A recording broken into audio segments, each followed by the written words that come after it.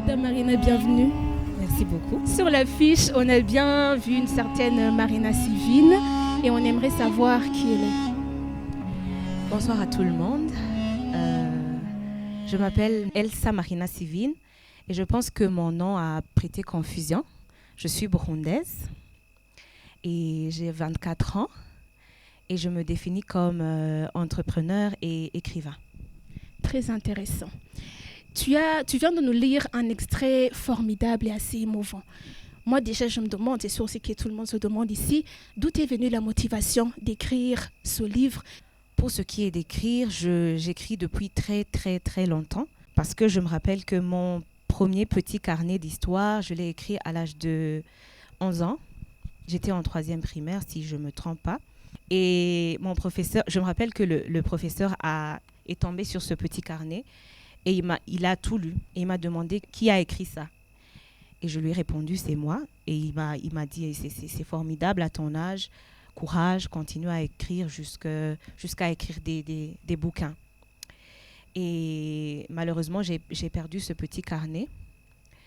Donc, je le considère comme mon premier livre. Et le second, je l'ai écrit à l'âge de 15 ans, 16 ans ou 17 ans, je ne me rappelle pas. J'étais en 3e. Et je me suis aussi fait lire, je l'ai écrit officiellement. C'était une histoire de 2 sœurs jumelles qui avaient été séparées par la vie, qui allaient se rencontrer par après. Et je me suis fait aussi lire par c'était un frère, un frère jésuite, qui est maintenant le père recteur du lycée du Saint-Esprit. Et lui aussi m'a encouragé, il m'a demandé de le taper et de le lui envoyer.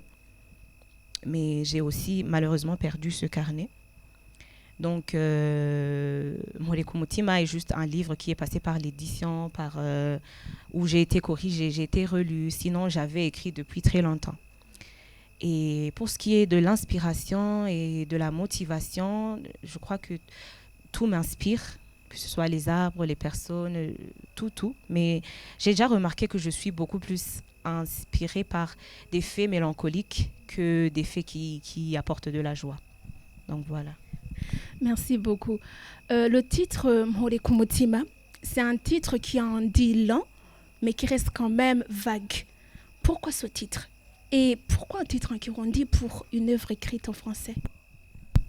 Alors, déjà, dans j'aime dire ce petit livret, mais il y a une personne qui m'a corrigé et m'a demandé de dire ce livre. Il n'y a pas de petit livret. Donc, vous allez m'excuser si je reprends l'erreur. Alors, ce livre, c'est un recueil de 7 nouvelles qui se passe ici au Burundi, dans lequel j'ai parlé des sujets que je remarquais que ces sujets semblent être tabous, mais il aurait fallu qu'on crée des espaces où on puisse en parler. Alors, je parle du viol sur mineurs. Il y a aussi une histoire sur la désillusion face à l'étranger, quand on arrive à l'étranger. Il y a une histoire sur une fausse couche. Il y a également le cliché qui se trouve sur le fait d'aller consulter un psychologue. Il y a le manque de connaissances. Dans cette histoire, je parle des menstruations. Il y a également les violences basées sur le genre.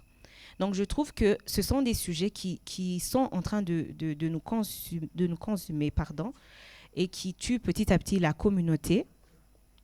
Mais si on prend le courage d'en parler, peut-être que ça ferait moins de victimes.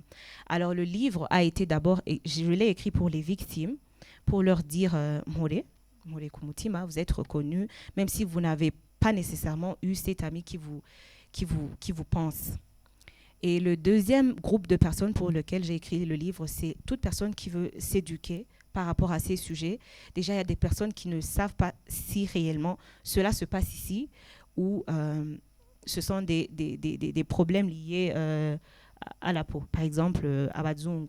Donc, si je donne un exemple, l'histoire de la fausse couche, est-ce que quand une personne a une fausse couche, qu'est-ce qui suit par après? Y a-t-il un suivi psychologique par rapport à ça?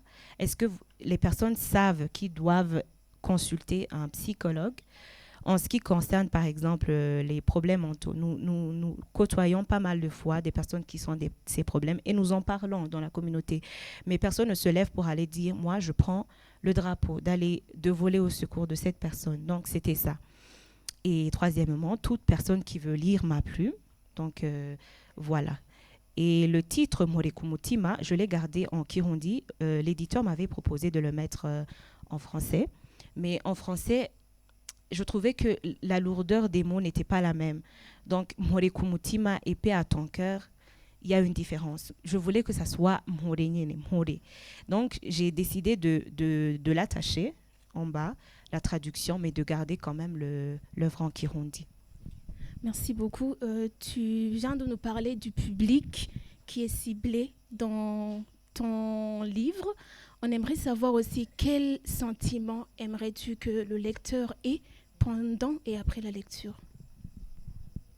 Alors, je n'ai pas nécessairement je n'ai pas de sentiment par rapport à la lecture pendant. C'est juste par après que j'ai envie d'avoir tout d'abord de donner de l'espoir à ces personnes, de leur dire que tôt ou tard on va devoir en parler.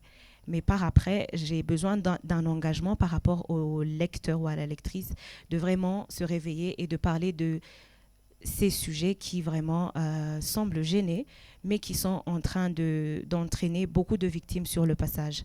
Alors, je veux vraiment un engagement personnel de chacun de dire, au lieu d'aller en faire une histoire, je vais m'éduquer et chercher à savoir pourquoi cette personne se comporte de cette manière et comment l'aider. Voilà. Merci beaucoup. Pour clôturer cette section de questions, j'aimerais te demander, penses-tu écrire d'autres livres? Écrire d'autres livres, oui, je pense que c'est pas mon dernier livre, mais pour éviter de faire des promesses et rendre de comptes par après, je ne vais pas dire quand. Je remercie Monsieur Dieudonné chez Milima Anna qui est encore ici, l'éditeur. Il me parlait avec des termes que je comprenais et il m'a vraiment aidé. Je remercie l'équipe et la maison Buja Sans Tabou pour leur enthousiasme et parce qu'ils ont disponibilisé cet espace gratuitement pour moi. Merci du fond du cœur.